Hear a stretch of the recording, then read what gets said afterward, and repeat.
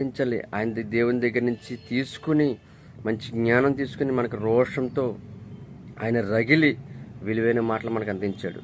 అటువంటి సేవకుని ఈరోజు అద్భుతంగా ప్రపంచం ఎక్కడికి వెళ్ళినా సరే అద్భుతమైన గౌరవంతో ఆయన వెల్కమ్ చేస్తారు. ఇంకోటి విషయం గుర్తుపెట్టుకోండి, జీవితంలోని ఈరోజు మనం ఎలా ఉన్నామంటే, ఈరోజు నేను ఎలా ఉన్నానంటే కేవలం ఫస్ట్ దేవున, సెకండ్ సతీష్ కుమార్ గారు.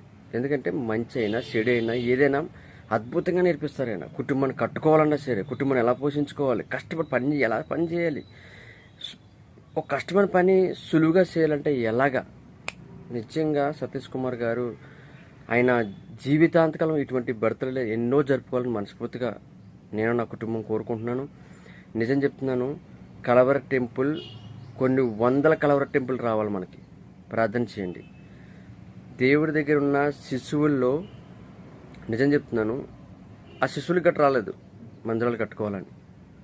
దేవుడు ఆయన స్వరూపమందు సతీష్ కుమార్ని ఎన్నుకున్నారు. నిజంగా మనం చాలా ధన్యులు. ఈరోజు ఆయన బర్త్డే, ఈవినింగ్ సర్వీస్ ఉంది. ఎంతమంది ఉందో అంతమంది రండి. మనస్ఫూర్తిగా ఆయన కోసం ప్రార్థన చేయండి.